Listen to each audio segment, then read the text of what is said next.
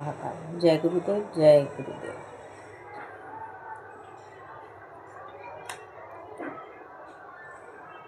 तो आज हम बात करने वाले हैं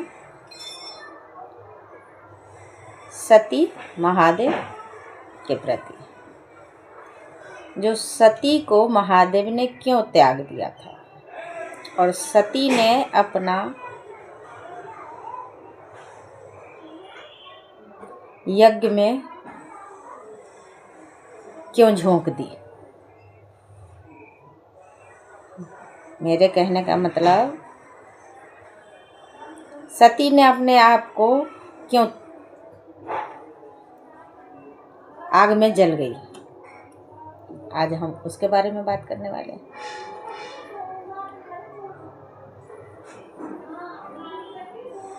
शायद आप लोग को पता हो या नहीं हो, उम्मीद नहीं है जो आप लोग को पता है, क्योंकि आजकल आप भी जानती हो जो शॉर्टकट मारते हैं लोग, इस वजह से।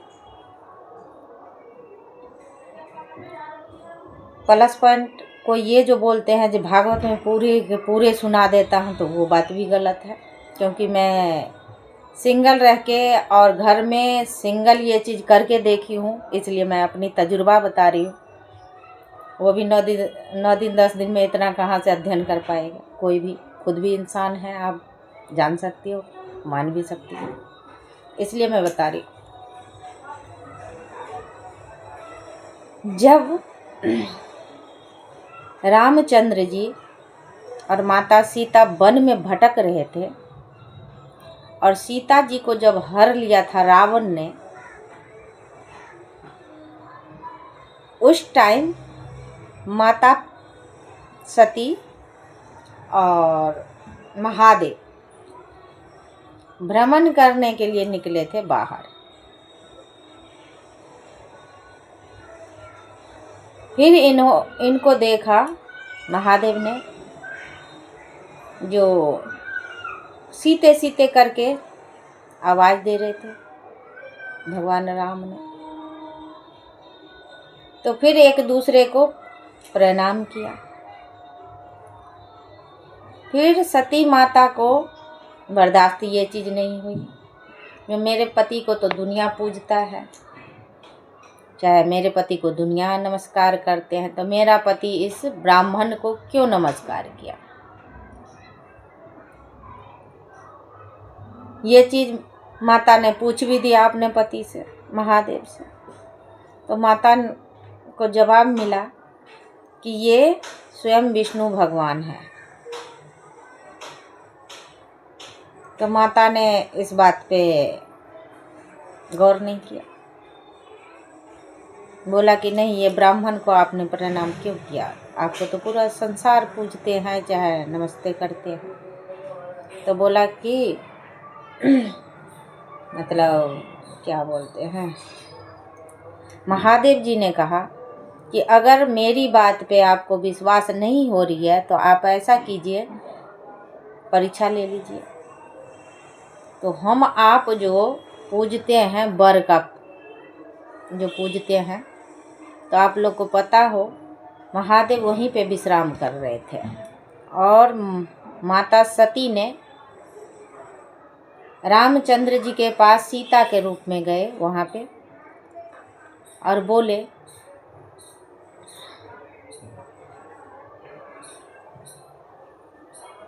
जो स्वामी मैं तो यहाँ हूँ। तब जाके रामचंद्र जी ने उनको पहचान लिया, विष्णु भगवान थे ना, पहचान लिया। तो उनको बोला, जो माते कौन सी आपत्ति पड़ी जो आपको इस रूप में आना पड़ा। तो फिर माँ ने अपने मन में सोचा कि जो मेरा पति सही बोला, वही बात हो गया। तो माता को पहले ही बोल दिए थे महादेव ने, मैं शब्द नहीं आना चाहिए हम दोनों के बीच में। जिस टाइम हिमवान ने शादी किया था अपने पुत्री को, उसी टाइम ने बता दिया था कि हमारी बात पे अटल होनी चाहिए आपकी लड़की। जिस दिन ये चीज़ हो जाएगी उस दिन हम इनको त्याग देंगे, वही बात होगी। तो महादेव वहाँ बर के नीचे बैठ कर के आराम करते हुए फिर अपने घर लौट गए सिंगल ही। और माता फिर अब सोच में पड़ के सारे दिन बिताते हुए फिर संध्या टाइम हो गया, जो अब तो घर जाना ही है, फिर घर गए। तो उसी टाइम माता ने घर गए और महादेव स्वयं इनका इंतजार करते करते घर में बैठे बैठे कूस की चटाई, जो आप लोग सुनती हो चाहे सुनी होगी, कूस की चटाई खुद से बिछा करके सती को दिया है और सती को वहाँ पे आराम करने के लिए बैठाते हैं महादेव ने। फिर अपना काम करने चले गए महादेव। फिर माँ सती तो माँ है ना, तो माँ को तो पता होती है, क्योंकि दोनों लीला रचने वाले हैं ना। फिर सती भी अपनी चली गई बगीचा फूल तोड़ने। उसी टाइम नारद जी ने भ्रमण करते हुए जा रहे थे, उनके पिताजी के घर से घर की ओर जा रहे थे। तो माता को रास्ते में देख लिया फूल तोड़ते हुए।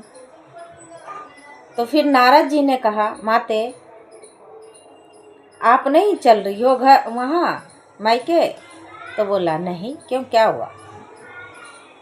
तो आपके पिताजी इतना भारी यज्ञ कर रहे हैं वहाँ, तो आपको चलना चाहिए।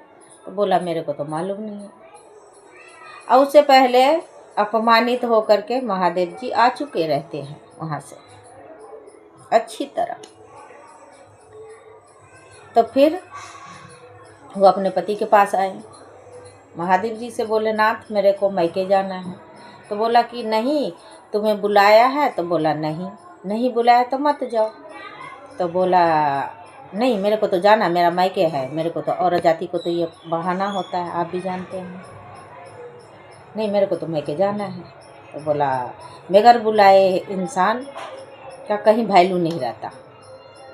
तो पर भी इन्होंने बोला कि मेरे को जाना है। तब महादेव जी ने नंदी महाराज को बोला, वहीं पे माता नकाब ओढ़ करके गई है अपने मायके, जिसको हम आप झंडे वाली बोलती हो माता, वहीं पे रूप बदली है माता ने, अपने मायके गई है ऐसे नकाब पहन के। लेकिन बाप बेटी चाहे माँ हो तो अपने औलाद को न पहचान तो लेती है, तो ऐसे ही पहचान ले।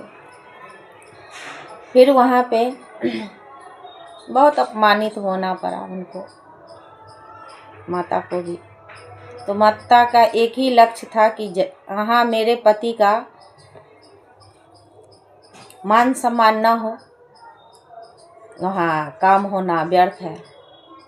तो माता ने बोली, यज्ञ तो तभी होगा जब यहाँ पे मेरा पति आएगा, वरना यज्ञ नहीं होगा।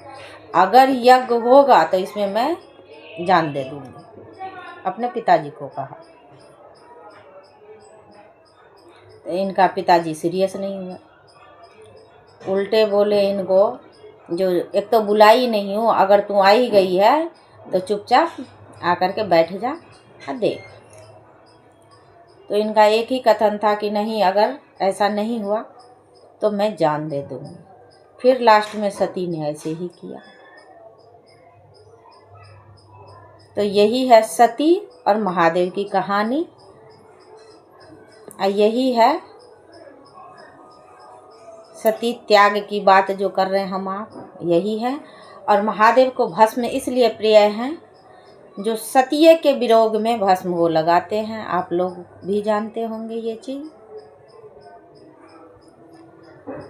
अगर कोई भी इंसान उनको भस्म लगा दे तो उससे बड़ा महान इंसान कोई नहीं है।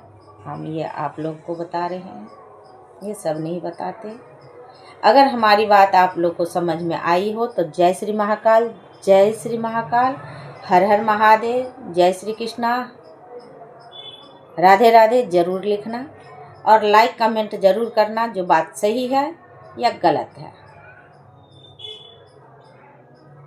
इसलिए जय श्री महाकाल। क्योंकि मैं कथावाचक तो नहीं हूँ, हो सकता है थोड़ा बात मेरी गड़बड़ा भी हो, इसलिए मैं क्षमा मांगती हूँ। जय श्री महाकाल।